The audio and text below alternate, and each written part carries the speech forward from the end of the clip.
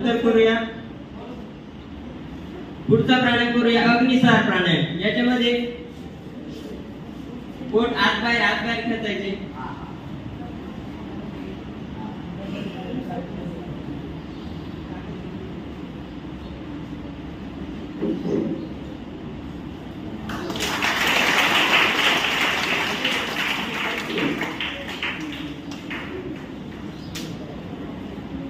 बाह्य प्राणायामाचा एक तिसरा प्रकार आहे, तो म्हणजे नवली प्राणायाम। तर तो नवली प्राणायाम करून बघूया आपण कसं करतो ते।